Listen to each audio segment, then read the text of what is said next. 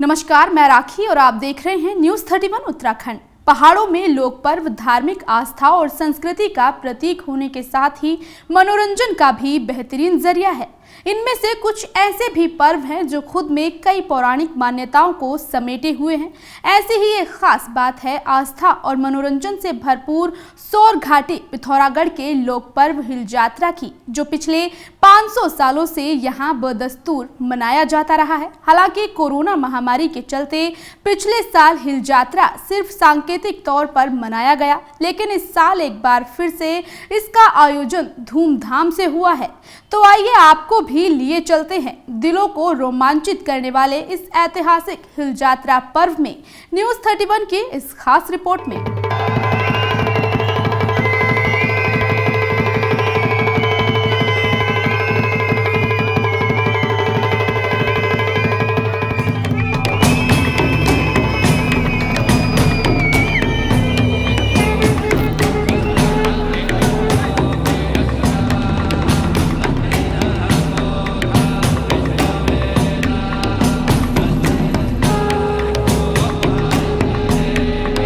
उत्तराखंड का पहाड़ी समाज प्राचीन काल से ही कृषि पर आधारित समाज है। यही वजह है कि यहाँ के अधिकांश लोक पर्व भी कृषि पर ही आधारित हैं। ऐसे में सौर घाटी पिथौरागढ़ में सावन और भादो के महीने को कृषि पर्व के रूप में मनाने की परंपरा सदियों से चली आ रही है।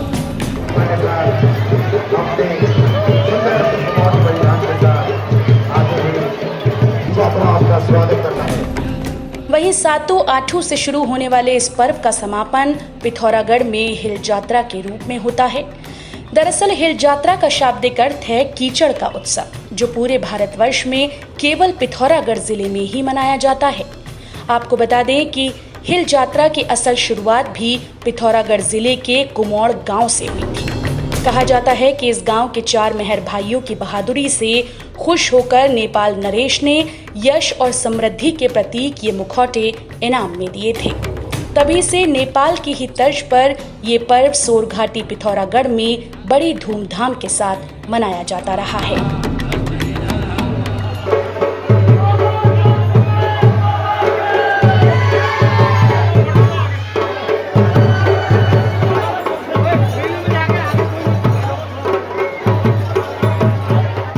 देखिए, हिल जात्रा इसे सौर घाटी का एक बहुत ही प्राचीन उत्सव है।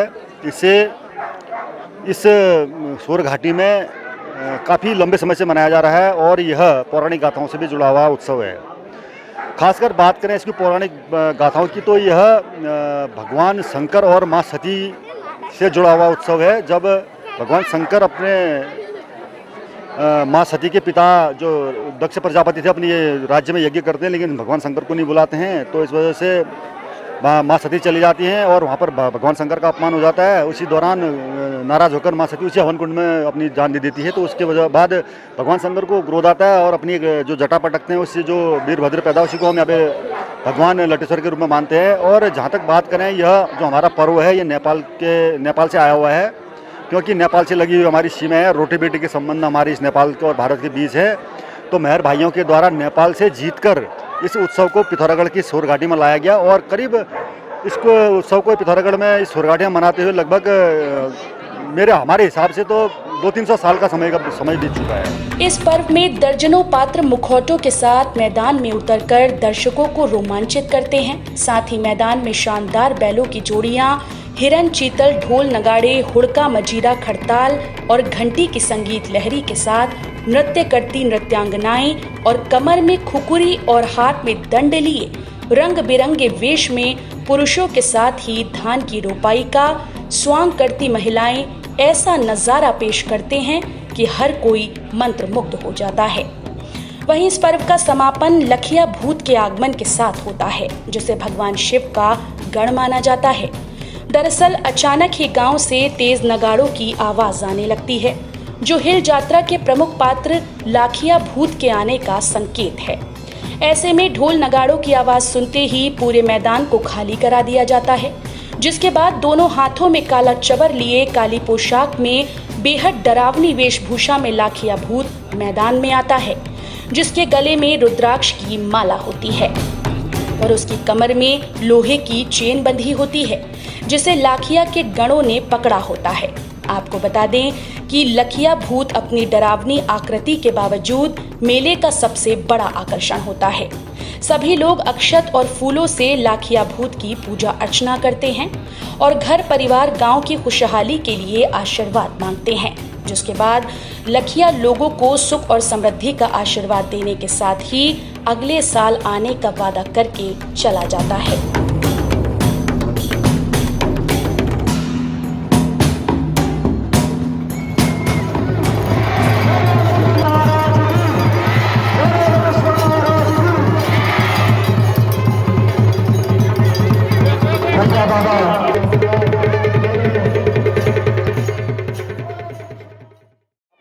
हमारा ये मेला हमारे पूर्वजों का एक दिन का है ये मेला। और जब ये खेती भादों के महीने जब नौरत लगते हैं तो ये अष्टमी के दिन अठवाली होती है और शिव और पार्वती का शादी की ये उत्सव मनाया जाता है।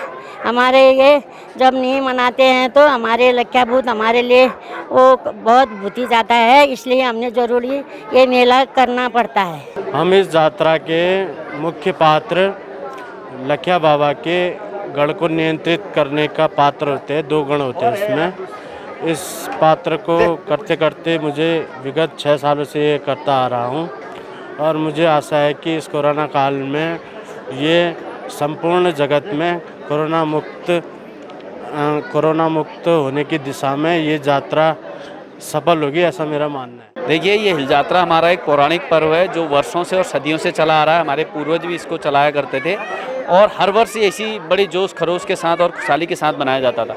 लेकिन जब से कोविड-19 की एक महामारी पूरे प्रदेश में कहीं या देश या वैश्विक स्तर पे फैली, तब से इसमें कहीं ना कहीं हमने थोड़ा एक मतलब सांकेतिक रूप से इसको बनाने का यहाँ पे मौड़वासियों ने निर्णय लिया। पिछले बार भी हमने सांकेतिक रूप से बनाया था। हिल यात्रा पर्व का आगाज भले ही मेहर भाइयों की वीरता से हुआ हो, लेकिन वक्त के साथ साथ इसे कृषि पर्व के रूप में मनाया जाने लगा।